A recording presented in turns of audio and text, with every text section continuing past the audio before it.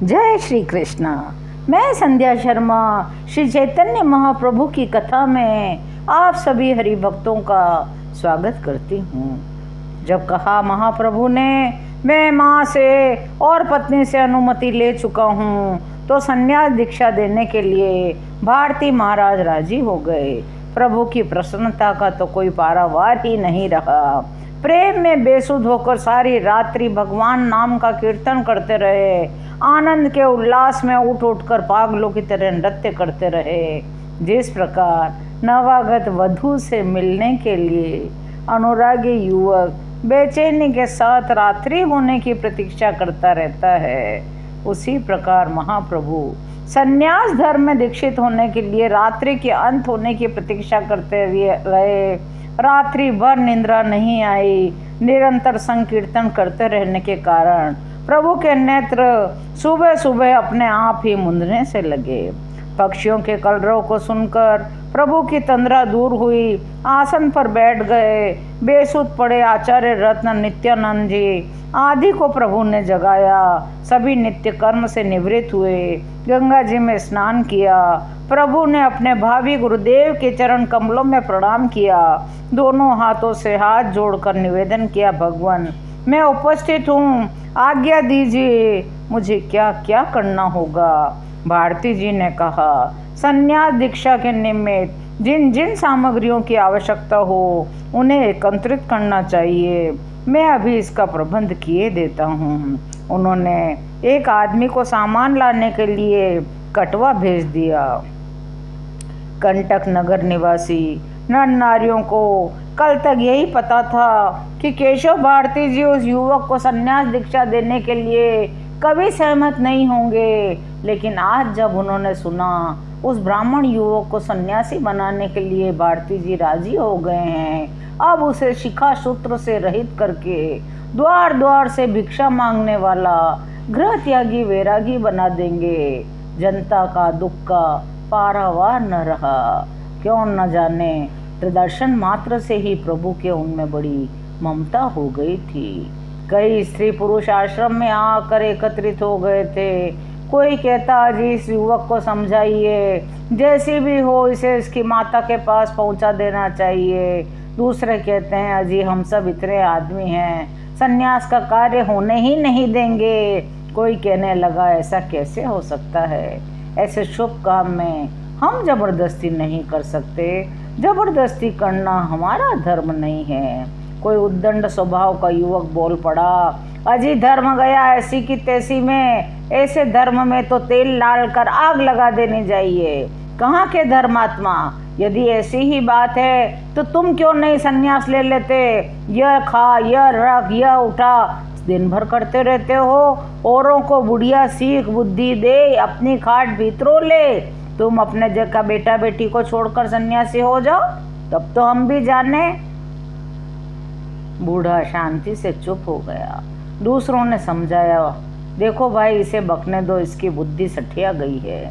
जिसके घर में युवती स्त्री हो, दूसरे संतान से रहित बूढ़ी विधवा माता हो, ऐसे 24 वर्ष के नव युवक को दर दर का भिखारी बना देना किस धर्मशास्त्र में लिखा होगा। अरे बाबा, यदि लिखा भी हो तो हम तो ऐसे धर्मशास्त्र को दूर से ही दंडवत प्रणाम करते हैं। उस युवक ने जब जोशपूर्ण बातें करी तो कई लोगों को बहुत जोश आ गया। भाई ऐसा करने से काम न चलेगा। हम अपनी कमजोरी से धर्म न कर सके तो क्या दूसरों को भी न करने दें। भारती जी को समझा बुझा कर चलिए, हम दीक्षा देने से ही रोक दें। सब लोग भारती जी के निकट पहुँचे। भारती जी को प्रणाम किया। महाप्रभु नीचे को सिर किए हुए बैठे थे। इतने लोगों में से एक वृद्ध पुरुष ने हाथ जोड़कर कहा, महाराज हम लोग आपसे कुछ निवेदन करना चाहते हैं। महाराज बोले, हाँ हाँ कहो, जरूर कहो, निसंकोच भाव से कहो। उस वृद्ध ने कहा, महाराज आप तो जानते हैं हम इस ब्राह्मण कुमार के ऊपर बड़ी दया कर रहे हैं। इनके घर में वृद्धा माता है, युवती स्त्री है, कोई घर में दूसरा आदमी नहीं। उनके निर्वाह के लिए कोई बंधी हुई वृत्ति भी नहीं। इनकी स्त्री के अभी तक कोई संतान भी नहीं। ये आवेश में आकर संन्यास ले रहे हैं। और हम सबको इन बातों से बड़ा दुख हो रहा है। ये चाहे कितना भी आग्रह करें, आप इन्हें संन्यास दीक्षा न दें। भारती जी ने बड़े ही दुख और विवशता के साथ कहा, तुमने जितनी बातें कही हैं मुझे मालूम है, मैं स्वयं इन्हें संन्यास देने के पक्ष में नहीं हूँ, न मैं अपनी खुशी से इन्हें दीक्षा दे रहा हूँ। ये स्वयं बड़े भारी पंडित है। यदि कोई मूर्ख होता तो हम संदेह भी कर सकते थे कि शायद मैंने बहका दिया हो। ये तो धर्म तत्व को भली भांति जानते हैं। आप लोग स्वयं इन्हें समझावें। यदि आपकी बात मानकर ये घर लौटने को राजी हो जाए तो मुझे तो बड़ी प्रसन्नता होगी। भारती जी के मुख से ऐसी बात सुनकर प्रभु के मुख की ओर सभी कातर दृष्टि से निहारने लगे। भाइयों, प्रभु ने कहा, आप मेरे आत्मीय हैं, सखा हैं, बंधु हैं। आपका मेरे ऊपर इतना अधिक स्नेह है, ये सोच कर ही मेरा हृदय गदगद हो उठा है। आप लोग जो भी कह रहे हैं सब बात मैं समझ रहा हूँ, परंतु भाइयों, मैं मजबूर हूँ, मैं अपने वश में नहीं हूँ। श्री कृष्ण मुझे पकड़ कर ले आए हैं। अब आप लोग सब ऐसा आशीर्वाद दीजिए, मैं अपने प्यारे श्री कृष्ण को पा सकूं। मैं ब्रजवासियों के घरों से टुकड़े मांग कर खाऊंगा, वृंदावन के बाहर कदम्ब के वृक्ष के नीचे वास करूंगा, यमुना जी का सुंदर श्याम रंग वाला स्वच्छ जल पीऊंगा। मैं श्री कृष्ण के मधुर नामों का संकीर्तन करूंगा। जब तक मेरे प्राण प्यारे श्री कृष्ण न मिलेंगे तब तक मैं सुखी नहीं हो सकता, मुझे शांति नहीं मिल सकती। श्री कृष्ण के विरह में मेरा हृदय जल रहा है। आप सब मुझे हृदय से आशीर्वाद दें। कोई जल्दी से केला, आम पल्लव, कोई पूजन की सामग्री, कोई कुछ लाने के लिए दौड़ पड़ा, क्योंकि उन्होंने देख लिया महाप्रभु किसी भी प्रकार बिना संन्यास लिए नहीं मानेंगे। कोई दूध की हांडी उठा लाया, कोई मिठाई ले आया। बात की बात में भारती जी का संपूर्ण आश्रम खाद्य पदार्थों से, पूजन की सामग्री से भर गया। आश्रम के सामने आम के सुंदर बगीचे में हवन की वेदियां बनाई गई। रोली, हल्दी, चूना, लाल, पीले, हरे आदि विविध प्रकार के रंगों से उसे सजाया गया। पंडित चंद्रशेखर आचार्य रत्न को प्रभु ने अपना प्रतिनिधि बनाया। आचार्य रत्न ने बड़े ही कष्ट के साथ प्रभु की इस कठोर आज्ञा का पालन किया। महाप्रभु जी ने गंगा में स्नान किया, देवताओं और ऋषियों को तृप्त किया, पितरों को तृप्त किया। पितृलोक से उनके पिता, पितामह आदि पूर्वजों ने स्वयं आकर के उनके दिए हुए पिंडों को ग्रहण किया और उन्हें बड़े प्रेम से आशीर्वाद दिया। प्रभु की वेदी बड़ी सुंदर से सज गई थी। इतने में ही एक आदमी हरिदास नाम के नापित को साथ लेकर आश्रम पर आया। हरिदास को देखते ही भारती जी जल्दी से कहने लगे, बड़ा अतिकाल हो गया है, अभी बहुत सा कृत्य शेष है, आप जल्दी से शौर करा लीजिए। प्रभु वेदी के निकट से उठकर चटाई पर शौर कराने के लिए बैठे। हरिदास नापित भी पास में ही अपनी पेटी रखकर बैठ गया। वैसे तो हरिदास जाति का नाई था, किंतु कटवा ग्राम में उसका बड़ा भारी प्रभाव था। वह भगवत भक्त था, नाइयों का पंच था, उसे ही सभा में निर्णय करने के लिए बुलाया जाता था। नापित ने संपूर्ण सजे हुए आश्रम को देखा, वेदी की ओर दृष्टि डाली, फिर महाप्रभु के मुख कमल की ओर निहारने लगा। प्रभु के दर्शन से उसकी आत्मा तृप्ति न होती थी। वो ज्यों ज्यों प्रभु को देखता रहता, अधिक से अधिक आकर्षित होता जाता। भारती जी ने कहा, प्रभु का शौर कर्म जल्दी करो।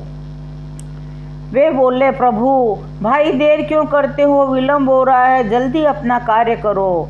क्या करूं महाराज? शौर करो, और क्या करते, इसीलिए तो तुम्हें बुलाया है।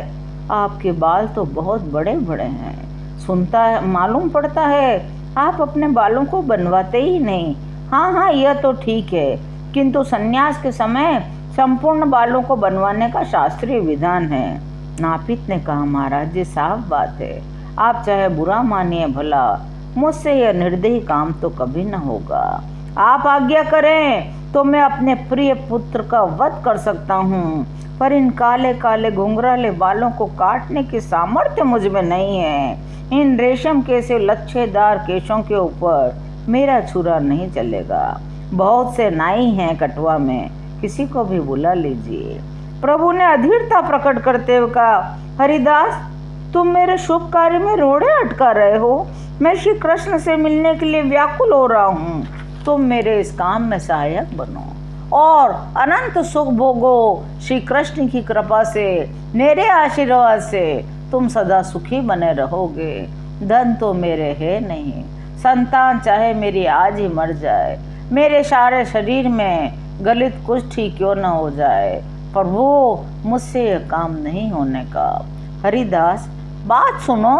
बिना मुंडन संस्कार के संन्यास कर्म संपन्न ही नहीं हो सकता। इस संन्यास कर्म में तुम ही तो एक प्रधान साक्षी हो। मुझ दीनहीन दुखी कंगाल पर दया क्यों नहीं करते? मेरे प्राण श्री कृष्ण के लिए तड़प रहे हैं। मेरी माता ने मुझे संन्यास होने की आज्ञा दे दी है। मैं अपनी धर्म पत्नी से भी अनुमति ले आया हूँ। तुम मेरे शुभ कार्य में विघ्न क्यों उपस्थित करते हो? नापित ने कहा, प्रभु मैं आपको कब रोकता हूँ? आप भले ही सन्यासी बन जाइए, परंतु यह पाप कर्म मुझसे नहीं हो सकता।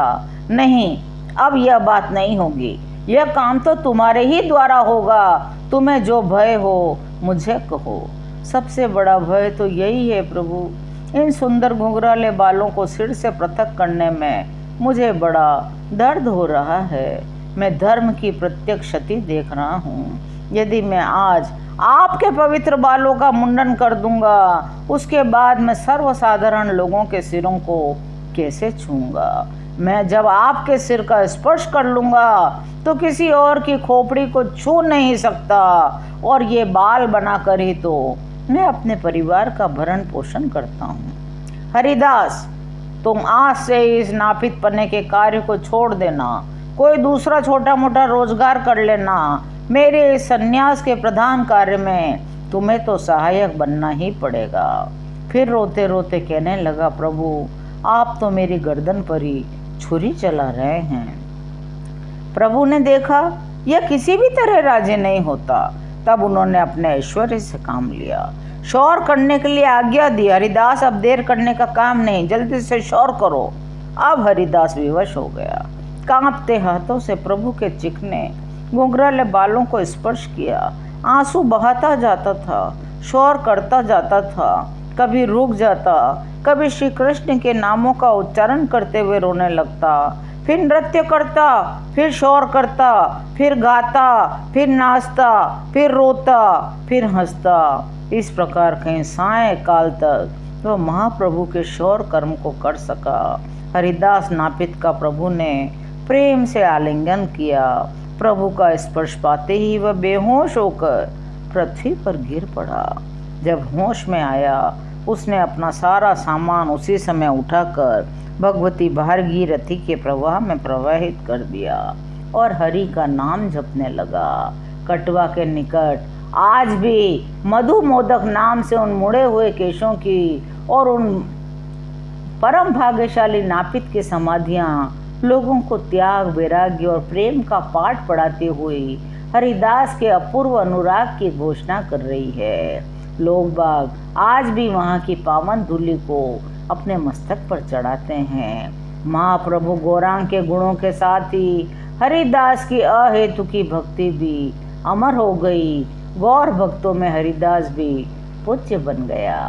आज की यह कथा यहीं विश्राम लेती है। शेष कथाओं को सुनने के लिए चैनल को सब्सक्राइब करिए और मेरे साथ प्रेम से बोलिए, हरि बोल, हरि बोल, हरि हरि बोल।